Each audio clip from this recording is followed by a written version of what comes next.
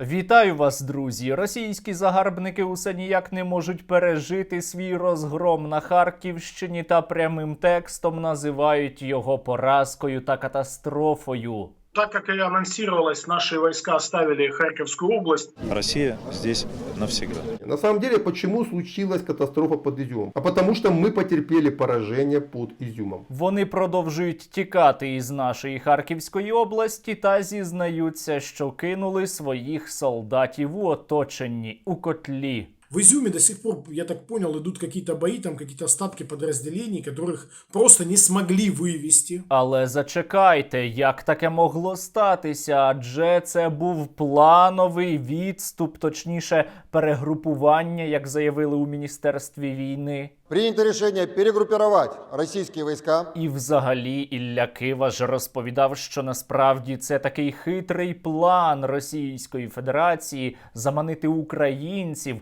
загнати Збройні сили України у котел. Чому тоді у котлі опинилися росіяни? Мы готовим огневой мешок, мы втягиваем заведомо противника вглубь нашей территории, чтобы потом сформувати окруження. Усе тому, що спецоперація йде за планом, ніякої паніки немає, усе під контролем. І саме тому ж росіяни кажуть, що українська армія сильна, і вкотре Лавров нагадує про те, що Росія хоче переговорів. И армия там серьезная, и вооружение серьезное. Что мы не против переговоров, мы не отказываемся от переговоров. Але із ними не може бути ніяких переговорів, окрім переговорів про їхню безумовну капітуляцію, тому що із терористами перемовин не ведуть. І сьогодні у випуску із вами про це якраз і поговоримо. Але ви спочатку, друзі, підпишіться на мій канал, натисніть лайк до цього відео та залиште під ним будь-який коментар. Усе як завжди, аби цей випуск набрав якомога більше переглядів. Отож, росіяни ніяк не можуть змиритись із тим, що отримують поразку за поразкою на полі бою. Вони нічого не можуть із цим зробити. Російська армія отримала розгром на Харківщині, і тому росіяни продовжили займатися терором. Учора вони обстріляли низку наших енергетичних об'єктів. Наконец-то порадовало наше Министерство обороны, я не знаю, наш верховный главнокомандующий, выключили свет. Никаких ударов по гражданской инфраструктуре не наносится. Про перебої із електропостачанням повідомляли у Харківській, Дніпропетровській області, в окремих регіонах Полтавщини, на Сумщині та не тільки. Але, що цікаво, росіяни так били по українських енергетичних об'єктах, що знеструмили російський же Білгород. Але нічого, зате українці, от вони нехай знають, як бити російську армію. Отключение электричества на Украине. Давно было пора это сделать. Пускай знают. Тобто російська армія така сильна, така потужна, що нічого не може зробити зі Збройними силами України, і тому б'є цілеспрямовано по цивільних об'єктах, займається актами тероризму. І абсолютно цього росіяни зараз не приховують. Але раділи вони недовго. Завдяки нашим фахівцям електропостачання почали швидко відновлювати. Кстати, вот украинские СМИ сообщают о восстановлении электроснабжения в Полтавской, Сумской, Харьковской, Днепропетровской областях. Черт. Ну ладно, ничего не поделаешь. Надеюсь, что это ненадолго. Терористичну риторику росіяни зараз абсолютно не приховують. І на цьому відео, як і на усіх моїх останніх, будуть також і англійські субтитри. Його важливо показати західній аудиторії, щоб вони бачили обличчя росіян, щоб вони, послухавши їхні заяви, нарешті усвідомили, що ми маємо справу із реальними терористами. Нужно дальше бить мосты, нужно дальше бить водонасосные станции, нужно дальше бить ТЭС, АЭС, все. Закликають вони також і до ядерного удару по острову Зміїний, що створюватиме також загрозу і для Румунії, яка є країною-членом НАТО. Удар, предупреждающий ядерный по Змеиному. І ми можемо часто чути від російських посадовців брехню про те, що начебто росіяни не здатні завдавати ударів по Запорізькій атомній електростанції. Але вони якраз здатні і завдають їх, тому що це цілком для них припустимо. Послухайте, що несе проросійський колаборант Балицький. Він прямо каже, що треба завдавати ударів ракетних по українських атомних електростанціях. Если мы сейчас ответим, пару калибров прилетят в Рименскую или в Хмельницкую атомную станцию. Вот когда саданем по Рименской или Хмельницкой, вот тогда посмотрите, сразу же поменяется риторика всех этих американцев. І це загроза не тільки для України, це загроза для усього світу, тому що радіація буде поширюватись у такому разі не тільки над територією України. Але, як я вже сказав, друзі, росіяни так себе поводять саме тому, що вони зазнають військових поразок, тому що Україна їх б'є і буде бити далі. Ну и вот они могут сконцентрировать на направлении силовые кулаки и попытаются ими действовать. Вони прямим текстом кажуть, що якщо Збройні сили України і далі будуть розбивати Збройні сили Російської Федерації, то тоді Росія буде іще частіше бити по наших енергетичних об'єктах.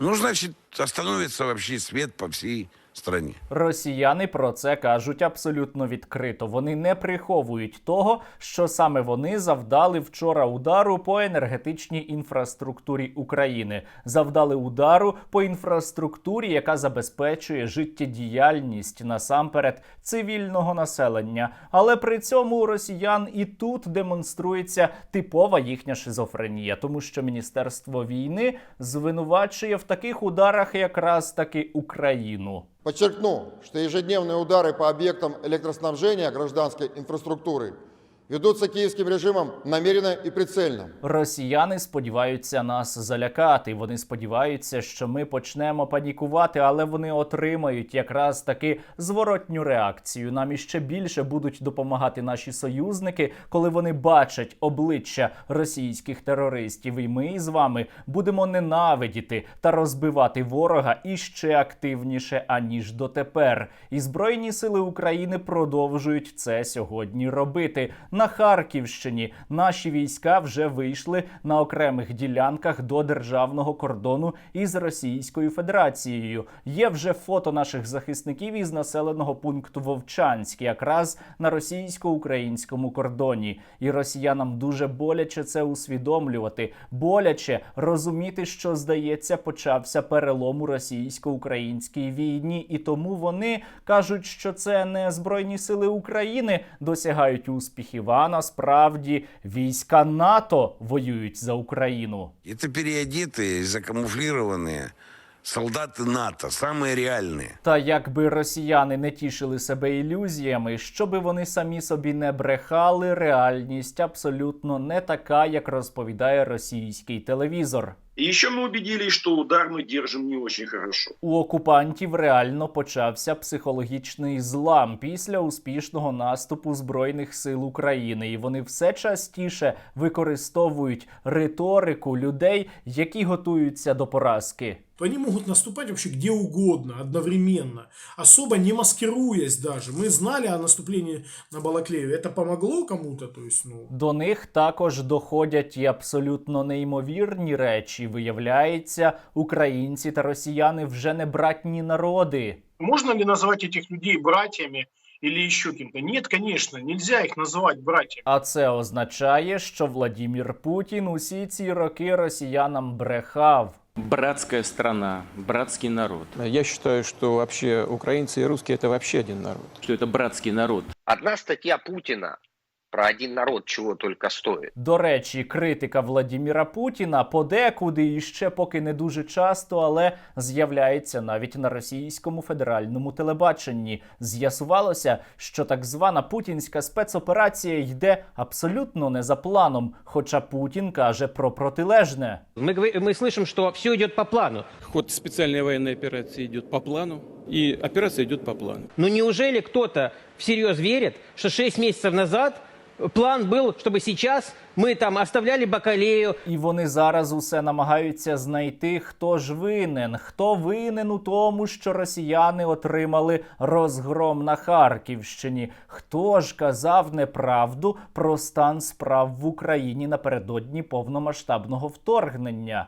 Президент же не сам как бы сидел и думал, дай-ка я начну спецоперацию. Кто-то приходил, говорил, что украинцы сдадутся, разбегутся, все в Россию попросят. Кто-то же это ему говорил все, в конце концов, да? Виявляється, російське вище керівництво і Владіміра Путіна у тому числі дезінформували, обдурили, набрехали, щоби ввести його спеціально в оману та підставити. Напевно, це були якісь українські агенти. Люди, которые убедили президента Путина, что спецоперация будет эффективной, короткой, по мирному населению бить не будем, только зайдем, Росгвардия, там, кадыровцы все наведут порядок и так далее. Вот эти люди, ну, просто подставили всех нас очень сильно. Надули.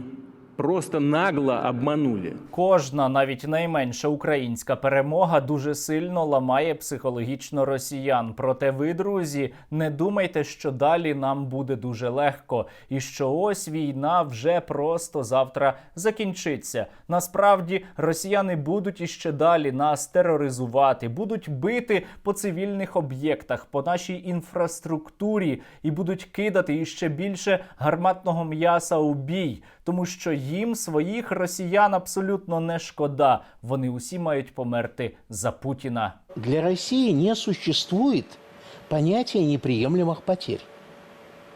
Ну, его просто нет.